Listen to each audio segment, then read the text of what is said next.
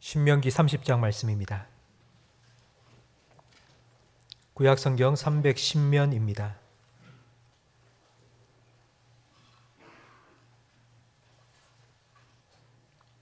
신명기 30장 11절부터 20절까지 저와 성도님들 한 절씩 번갈아 가며 읽겠습니다. 내가 오늘 내게 명령한 이 명령은 내게 어려운 것도 아니요 먼 것도 아니라 하늘에 있는 것이 아니니 내가 이르기를 누가 우리를 위하여 하늘에 올라가 그의 명령을 우리에게로 가지고 와서 우리에게 들려 행하게 하랴 할 것이 아니요 이것이 바다 밖에 있는 것이 아니니 내가 이르기를 누가 우리를 위하여 바다를 건너가서 그의 명령을 우리에게로 가지고 와서 우리에게 들려 행하게 하랴 할 것도 아니라 오직 그 말씀이 내게 매우 가까워서 내 입에 있으며 내 마음에 있은즉 내가 이를 행할 수 있느니라. 보라 내가 오늘 생명과 복과 사망과 화를 내 앞에 두었나니 곧 내가 오늘 내게 명령하여 내 하나님 여호와를 사랑하고 그 모든 길로 행하며 그의 명령과 규례와 법도를 지키라 하는 것이라. 그리하면 내가 생존하며 번성할 것이요 또 내 하나님 여호와께서 내가 가서 차지할 땅에서 내게 복을 주실 것임이니라. 그러나 내가 만일 마음을 돌이켜 듣지 아니하고 유혹을 받아 다른 신들에게 절하고 그를 섬기면 내가 오늘 너희에게 선언하노니 너희가 반드시 망할 것이라.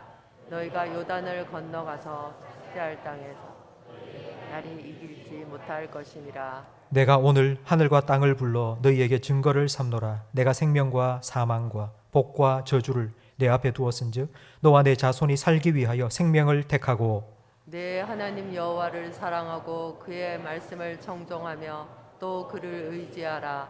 그는 내 생명이시요 내 장수이시니 여호와께서 내 조상 아브라함과 이삭과 야곱에게 주리라고 맹세하신 땅에 내가 거주하리라. 아멘. 지난 금요일 임국지 선교사님께서 선교지로 출국하셨습니다. 잘 도착하셨다는 연락을 받았고 이제 한 달 동안 싱가포르에서 선교 훈련을 마무리하고 한 달 후에 선교지로 들어가십니다. 선교지로 들어가시면 그 선교 단체의 정책에 따라 4년 동안은 선교지를 떠날 수 없습니다. 4년 동안 그곳에 잘 정착할 수 있도록 떠날 수가 없습니다. 그러니 우리 성도님들 우리 임국지 선교사님 그 가정을 위해서 계속하여 기도해 주시고 우리 지난 주일 선교 헌금 작정하는 시간을 가졌습니다. 보내는 선교사로의 사명을 함께 감당하기 위하여서 선교 헌금 작정을 했는데 혹시 참여하지 못하신 분 계시다면 앞으로도 계속해서 참여해 주시기 바랍니다. 물질이 있는 곳에 마음이 있습니다. 우리가 한 달에 1,000원이라도 헌금을 드리면 선교사님을 기억하고 기도할 수 있습니다. 이 일에 우리 성도님 꼭 참여해 주시기를 부탁드립니다. 우리 좌우에 계신 분과 인사 나누겠습니다. 잘 오셨습니다. 은혜 많이 받으세요. 오늘 제 넥타이가 잘 어울리는 것 같습니까? 아침마다 나올 때 어떤 넥타이를 멜까 이 선택하는데 좀 어렵습니다. 이래도 되고 저래도 되는 선택이 있지만 우리 인생에는 아주 중요한 우리의 인생의 방향을 결정할 아주 중요한 선택들도 있습니다. 대학을 어디로 갈 건지, 회사를 어떻게 정할 건지, 그리고 배우자를 누구로 선택할 건지. 지금의 나는 과거의 수많은 선택의 결과입니다. 오늘의 선택은 내일의 결과로 우리에게 다가올 것입니다. 그렇기 때문에 크든 작든 선택은 우리에게 쉽지 않습니다. 왜 우리는 선택을 하며 살아가게 되었을까요? 언제부터 사람은 선택하며 살게 된 걸까요? 하나님께서 사람을 처음 창조하실 때부터입니다. 아담과 하와를 창조하시고 에덴 동산 중앙에 있는 선악을 알게 하는 나무의 열매를 먹지 말라고 명령하셨습니다. 아담과 하와는 매일매일 그 말씀에 순종할까 불순종할까 선택하며 살아갔습니다. 하나님은 아담과 하와가 스스로 선택하도록 하셨습니다. 선택의 자유를 주셨다는 건 하나님께서 사람을 로봇이나 무조건 명령하면 따르는 노예로 만들지 않았다는 뜻입니다. 스스로 생각하고 결정하는 인격체로 만드셨습니다. 선택의 자유는 하나님의 형상을 닮은 사람의 특권입니다. 만약 우리가 선택할 수 없다면 우리는 정해진 대로 살아가야 합니다. 인생의 모든 것이 우리의 의지와 상관없이 미리 다 정해져 있다는 생각을 우리는 운명론이라고 부릅니다. 공부를 잘하든 못하든 정해져 있다. 내가 가난하게 살든 부자로 살든 이미 정해져 있다라고 생각하는 겁니다. 이런 운명론을 믿는 사람의 특징이 있습니다. 공통된 특징이 있는데 무기력함입니다. 이미 다 정해져 있는데 뭐 애쓰고 노력할 필요가 뭐가 있습니까? 중동 사람들은 이런 생각을 가지고 삽니다. 중동 사람들이 만나면 인사를 이렇게 합니다. 인시알라. 인시알라라는 뜻은 알라신의 뜻이다라는 의미입니다. 교통사고를 꽝 내놓고는 운전석에 내려서 인시알라 하면 끝입니다. 그리고 그냥 가버립니다.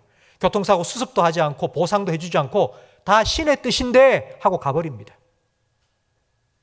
내가 공부를 못해서 성적이 바닥을 쳐도 인시알라 그러면 끝입니다. 그게 다 뜻이라고. 내가 가난하게 사는 것도 인시알라 그러면 그거 다 신의 뜻이니까 어쩔 수 없다는 겁니다. 바꾸려고 하지 않습니다. 바꾸려고 하면 신의 뜻을 거스르는 것이기 때문입니다.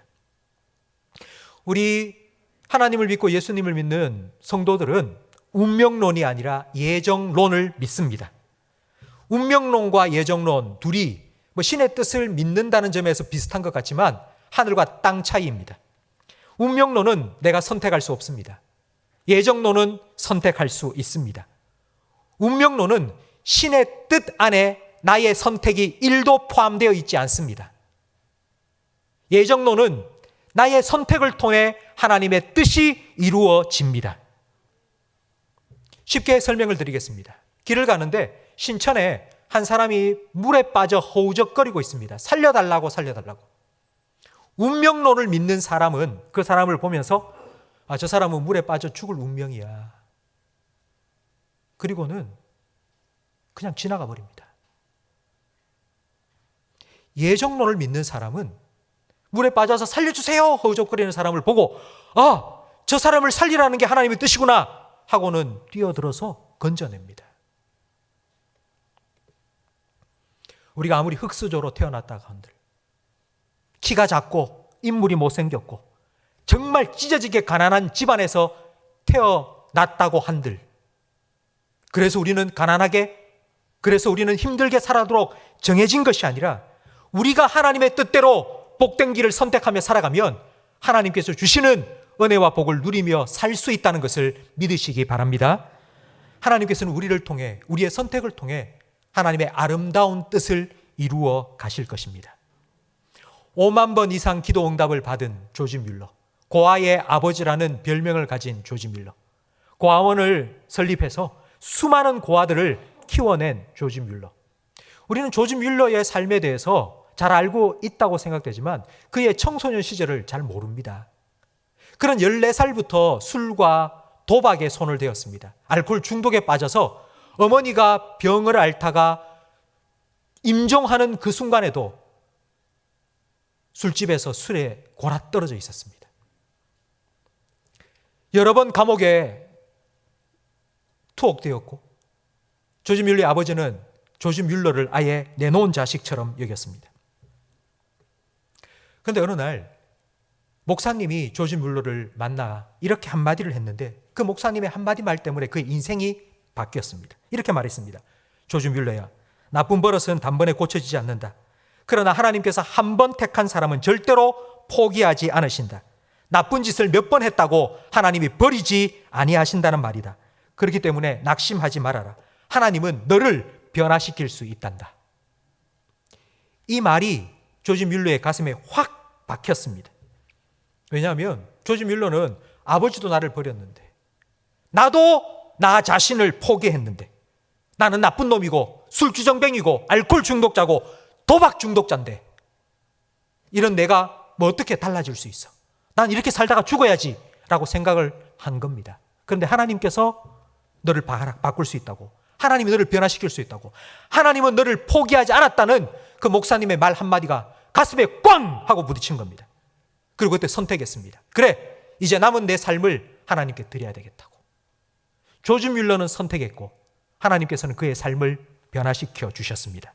성도 여러분, 우리가 지금까지 살아오면서 하는 선택은 참 힘들어, 선택은 어려워, 선택은 너무 골치 아파 라고 생각해 왔다면 이제는 생각을 바꾸세요. 이 선택이 내 삶을 변화시키는 하나님의 과정이라는 것을 믿으시기 바랍니다. 내가 무엇을 선택하느냐에 따라서 하나님께서 그 선택을 통하여 하나님의 뜻을 이루어 가실 것입니다. 우리는 선택할 수 있습니다. 하나님 우리에게 선택의 자유를 주셨습니다.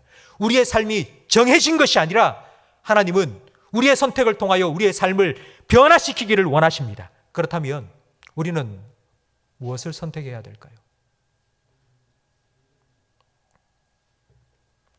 하나님께서 우리에게 선택의 자유를 주셨는데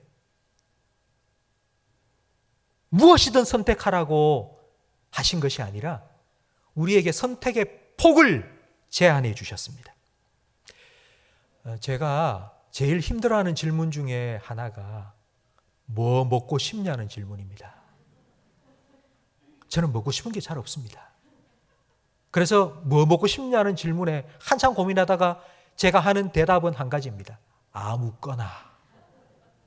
그래서 제 아내는 그 질문을 좀 바꾸어서 이제 하기 시작합니다. 여보, 한식, 중식, 양식, 일식, 네 가지 중에 뭐? 그러면 제가 선택하기가 조금 더 쉬워집니다. 하나님께서도 우리에게 너 선택해서 알아 살아라. 아니요. 그렇게 하지 않고 분명하게 객관식을 우리에게 딱 제시하셨습니다. 오늘 보면 15절 말씀을 함께 화면을 보면서 읽겠습니다. 보라, 내가 오늘 생명과 복과 사망과 화를 내 앞에 두었나니. 선택하라고요.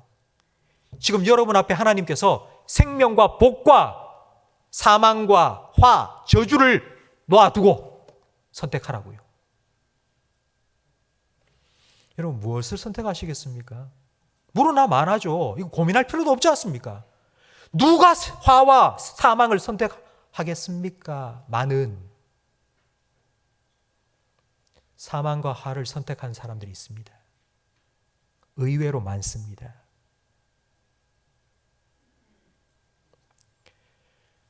왜 사망과 화를 선택할까요?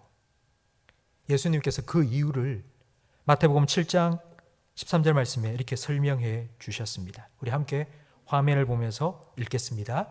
좁은 문으로 들어가라. 멸망으로 인도하는 문은 크고 그 길이 넓어 그리로 들어가는 자가 많고 생명으로 인도하는 문은 좁고 길이 협착하여 찾는 자가 적음이라. 아멘. 왜 사망과 저주의 길로 가는 사람들이 많을까요? 넓어 보이니까. 그 길로 가면 편할 것 같으니까. 이 길로 가면 성공할 것 같으니까. 이 길로 가면 행복할 것 같으니까. 이 길로 가면 잘 될 것 같으니까. 사람들이 너무 그 길로 많이 가니까. 아브라함의 조카 롯의 선택을 우리는 잘 알고 있습니다. 재산이 많아져서 아브라함과 롯은 이제 헤어지게 되었습니다. 우리 갈라서자. 그러면서 아브라함은 조카 롯에게 우선권, 선택의 우선권을 줍니다. 네가 오른쪽으로 가면 나 왼쪽 갈게. 네가 위로 가면 나 아래로 갈게. 롯이 선택권을 받아서 선택하는데 롯의 선택의 기준이 무엇이었는지 창세기 13장 10절 말씀을 함께 읽겠습니다. 이에 롯이 눈을 들어 요단 지역을 바라본즉 소알까지 온 땅에 물이 넉넉하니 여호와께서 소돔과 고모라를 멸하시기 전이었으므로 여호와의 동상 같고 애굽 땅과 같았더라. 롯이 보니 소돔과 고모라 땅이 너무 비옥한 거예요. 그 땅의 죄악은 하나도 눈에 보이지 않고 저기 가면 내가 잘 살 수 있을 것 같아. 저기 가면 내가 성공할 것 같아. 저기 가면 내가 돈 많이 벌 것 같아. 그리고는 그곳을 선택해 갔습니다. 근데 그 결과 그는 모든 것을 다 잃었습니다. 그의 아내는 소금 기둥이 되었습니다. 이런 결과가 임할 줄 알았다면 소돔과 고모라 땅을 선택하지 않았을 텐데요. 그런 결과가 나타날 줄 알았다면 그런 선택을 하지 않았을 텐데요. 그런데 우리는 알 수가 없습니다. 이게 인생의 아이러니입니다. 사람들은 좋은 선택을 하기를 원합니다.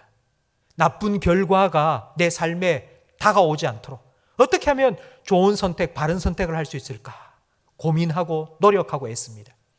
사람이 선택을 하기 위해서 쓰는 방법 중에 하나가 정보 수집입니다. 청소기가 고장났습니다. 그래서 좋은 청소기를 하나 사고 싶습니다. 그래서 제일 먼저 하는 일이 인터넷에 검색하는 겁니다. 어느 청소기 후기를 찾아서 읽어봅니다. 이걸 사서 써보니 이게 좋고 이건 안 좋더라. 다른 청소기를 검색해보니 이건 좋고 이건 안 좋더라. 사람들이 수십 명, 수백 명 그 청소기를 사서 써본 사람들의 경험담을 쭉 찾아봅니다. 이걸 정보라고 부릅니다. 오늘날 우리는 정보의 홍수 시대에 살고 있습니다. 엄청난 정보가 쏟아지고 있습니다. 그런데 그 정보를 다 믿을 수 있나요? 어떤 정보는 그 청소기를 만들어 파는 회사로부터 돈을 받고 가짜로 써준 것도 참 많습니다. 근데 이런 정보를 믿고 선택을 한다고요? 참 어리석습니다. 또 다른 방법을 사람들은 찾아갔습니다. 어디를 가느냐? 점집. 대구 동성로 한복판에 가면요, 그 젊은이들이 그렇게 많이 다니는 동성로 한복판에 점집이 즐비하게 서 있습니다. 20대, 30대 젊은 청년들이 점집에 들어가서 점을 봅니다. 제가 깜짝 놀란 거는 스마트폰 어플리케이션에 점 쳐주는 앱이 있습니다. 하루에 그 앱을 사용하는 사람의 숫자가 우리나라에 30만 명입니다.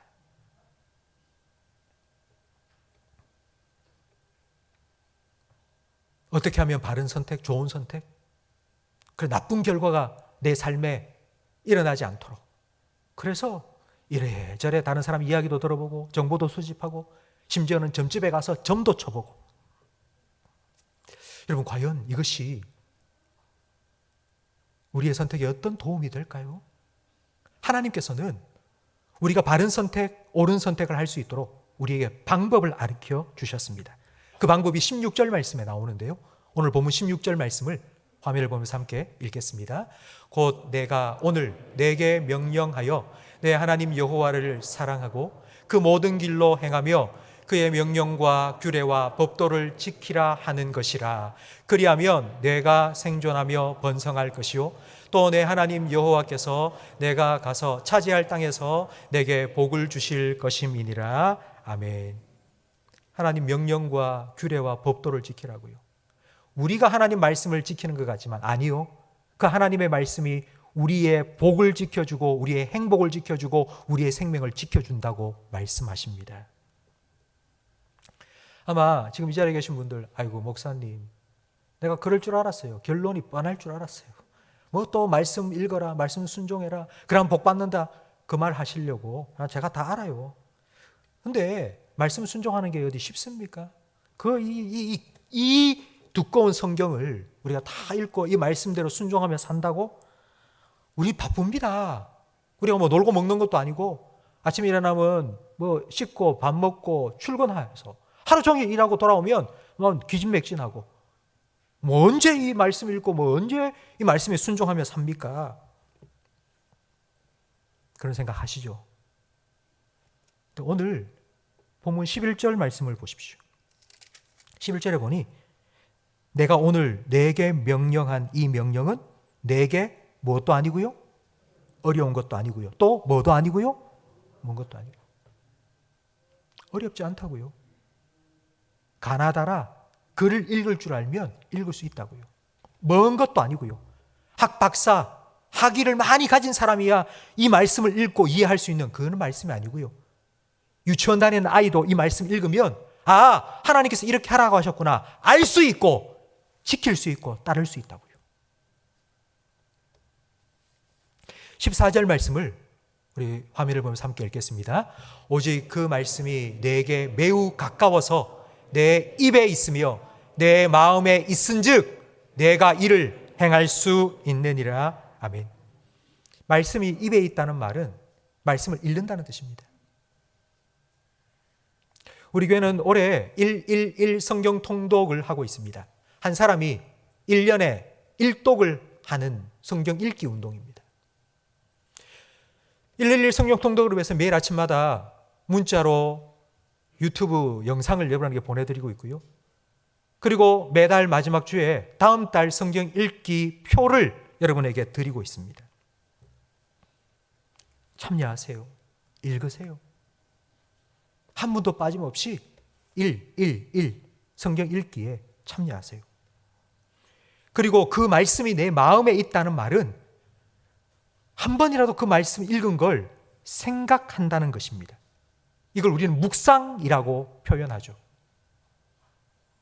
성경을 쭉 읽고 훅 지나가 버리도록 내버려 두지 말고 그 중에 딱 한 말씀이라도, 한 구절이라도 생각을 해보라는 것입니다. 성경을 하루에 한 장을 읽어도 그 한 장 속에 한 구절을 생각하고 그 말씀을 생각하며 하루를 살아가는 것, 바로 그것이 복을 선택하고 생명을 선택하며 사는 방법이라고 하나님께서 우리에게 말씀해 주셨습니다. 성도 여러분, 어린아이가 한글을 배울 때에 이런 공책이 있습니다. 기억을 쓰기 위해서 기억자를 점으로 꼭꼭꼭꼭꼭꼭꼭꼭 표해 놓은 거. 그러면 그 점을 따라서 쓰면 기억이 됩니다. 하나님께서는 우리에게 이 성경 말씀을 주시고 점을 꼭꼭꼭꼭꼭 찍어서 그걸 따라서 가도록 한 것처럼 우리가 이 말씀을 한 구절이라도 읽고 생각하고 그 말씀에 따라 살아가면 하나님께서 우리에게 주시는 생명과 복을 누리며 살 수 있다고 우리에게 말씀해 주십니다. 이 생명과 복의 가이드라인을 선택하고 따라가시기를 주님의 이름으로 축복합니다. 아마 여러분 중에는 목사님, 성경을 읽기는 있는데요, 성경은 이미 2000년, 3000년 전에 쓰여진 거 아닙니까? 지금 세상은 그때와는 너무 달라졌습니다. 참 복잡 미묘해졌습니다. 그때에 기록된 그 말씀이 오늘 우리에게 딱히 중요하고 필요한 말씀 아닌 거 아닙니까? 선택의 상황이 정말 애매모호한 것들이 참 많습니다. 그런데 성경이 거기에 대해서 명확하게 우리에게 이래라 저래라 가르쳐주고 있지는 않습니다. 혹시 이런 생각 해보지 않으셨습니까? 그래서 하나님께서는 성경 말씀을 지키고 순종하며 살아라 하기 전에 더 큰 원칙을 16절에 말씀해 주십니다. 그럼 16절 말씀을 보십시오. 곧 내가 오늘 내게 명령하여 내 하나님 여호와를 어떻게 하라고요? 사랑하라고요. 하나님을 사랑하라고요. 성경 말씀에 순종하며 사는 것보다 더 큰 원칙이 있는데, 원리가 있는데 하나님을 사랑하는 마음으로 선택하는 겁니다. 그걸 좀 더 쉽게 풀어 설명하면 내가 지금 갈림길에 놓여 있습니다. 그런데 하나님을 사랑하는 마음으로 선택한다는 뜻은 이런 겁니다. 과연 내가 이걸 선택하면 하나님이 기뻐하실까? 그럴 것 같다 싶으면 그게 하나님을 사랑하는 마음으로 선택하는 겁니다.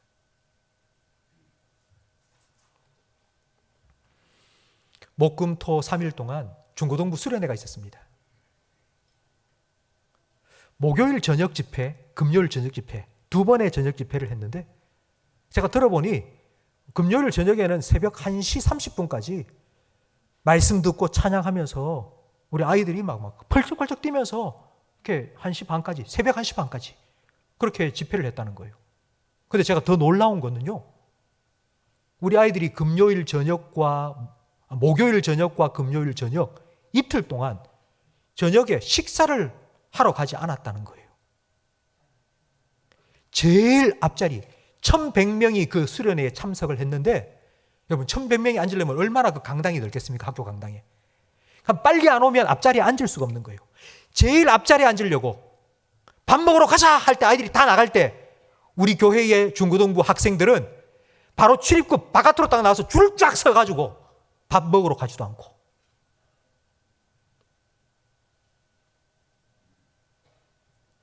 밥을 먹으러 갈 수도 있습니다.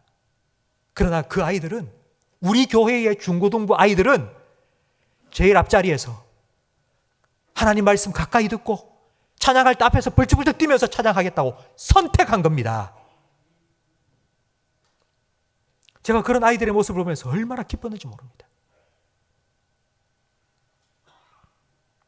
하나님을 사랑함으로 선택한다의 반대말이 무엇인지 17절부터 19절 말씀에 기록되어 있습니다.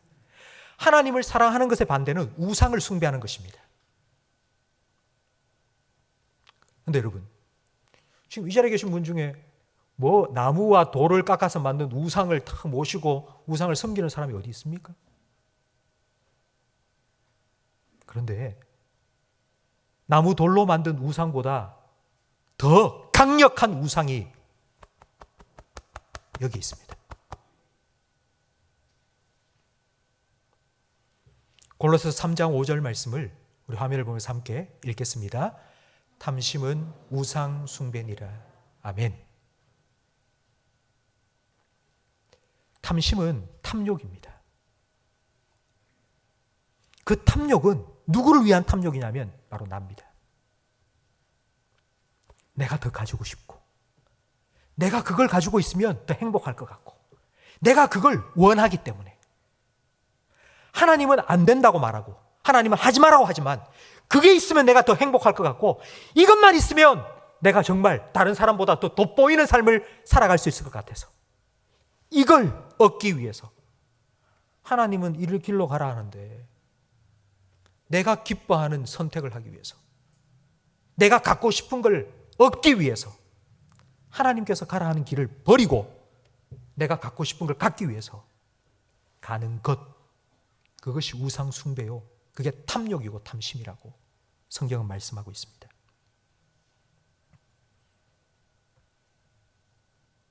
하나님께서는 우리가 하나님 주시는 생명과 복을 누리며 살기를 원하십니다. 그렇기 때문에 하나님께서 우리에게 그런 선택을 할 수 있도록 오늘 우리에게 말씀해 주시는 거예요. 하나님을 사랑하는 마음으로 하나님께서 우리에게 주신 생명과 복의 길을 선택하고 걸어가라고요. 하나님은 여러분이 생명과 복을 선택하고 하나님 주시는 생명과 복을 누리는 행복한 삶을 살아가기 원하십니다. 이건 하나님이 여러분을 향하여 가지고 계신 하나님의 변치 않는 하나님의 뜻입니다. 그걸 우리가 어떻게 확신할 수 있는 거 아니? 하나님께서 우리가 선택을 잘 하라고 명령만 하신 것이 아니라 선택을 잘 할 수 있도록 도우미도 우리에게 보내주셨기 때문입니다. 우리의 선택을 도우기 위해서 하나님께서 보내주신 도우미가 누구신지 우리 요한복음 14장 26절 말씀을 함께 읽겠습니다. 보혜사 곧 아버지께서 내 이름으로 보내실 성령, 그가 너희에게 모든 것을 가르치고 내가 너희에게 말한 모든 것을 생각나게 하리라. 아멘. 바른 선택, 옳은 선택, 복된 선택, 비록 그 길이 좁은 길이지만 복된 길로 선택하여 걸어갈 수 있도록 도와주시는 분이 성령님이십니다. 하루를 살아가다 보면 문득 어떤 성경 말씀이 떠오를 때가 있죠. 아니면 찬양이 생각날 때 있지 않습니까? 기도해야 되겠다라는 마음이 불현듯 들 때가 있지 않습니까? 그건 반드시 성령님께서 여러분에게 주신 마음입니다.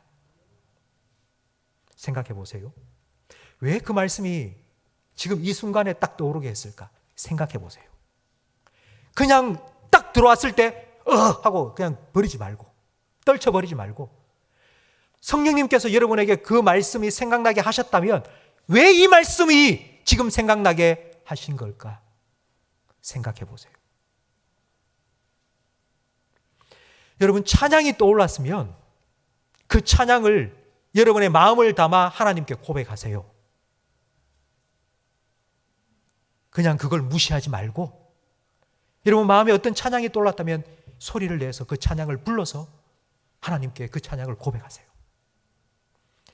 성령님께서 여러분 마음에 기도하고 싶은 마음을 주셨다면 운전을 하고 가다가도, 설거지를 하던 중이라도 잠깐 옆에 세우고 여러분 기도하세요. 바로 그 길이, 그것이 생명과 복을 선택하는 길입니다.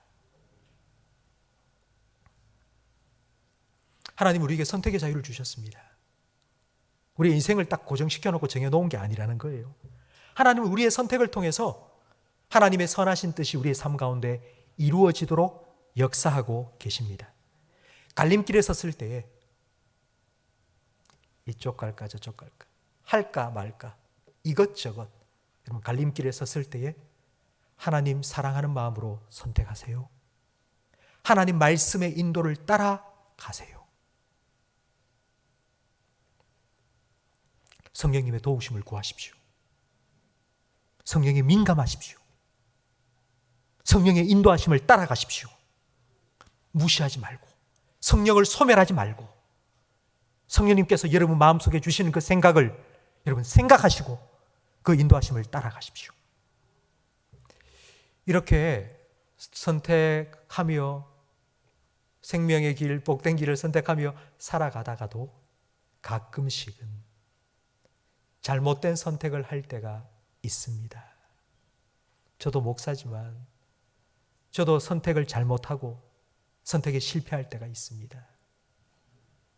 그러면 내가 잘못된 선택을 했으니 하나님 날 실망할 거야.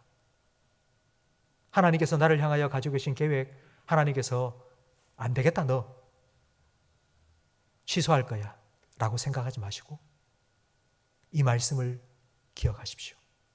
로마서 8장 28절 말씀을 함께 읽겠습니다. 우리가 알거니와 하나님을 사랑하는 자 곧 그의 뜻대로 부르심을 입은 자들에게는 모든 것이 합력하여 선을 이루느니라. 아멘. 다시 시작하세요. 성도 여러분, 다시 시작하세요. 잘못된 선택을 했다 할지라도, 그래서 그 선택의 결과로 여러분의 삶에 고통이 찾아온다 할지라도 여러분 다시 시작하세요. 하나님을 사랑하는 마음으로 다시 처음으로 돌아가서 하나님 말씀에 순종하기로 선택하시고 하나님 뜻에 따르기로 선택하시고 성령의 인도하심을 구하시고 생명의 길, 복된 길로 다시 나아가세요. 하나님께서 이 모든 것, 여러분의 그 실수조차도, 여러분의 그 잘못조차도 합력하여 선을 이루어 가실 것입니다. 성도 여러분, 하나님께서는 여러분이 생명을 누리고 행복한 삶을 살기를 원하십니다. 그래서 오늘 우리에게 그 길을 선택하며 살아갈 수 있는 방법도 그리고 도우미도 우리에게 보내어 주시고 가르쳐 주셨습니다. 이번 한 주간 말씀을 기억하시고 하나님께서 여러분에게 주시기 원하시는 생명과 복을 선택하시고 그 생명과 복을 누리며 살아가시기를 축복합니다.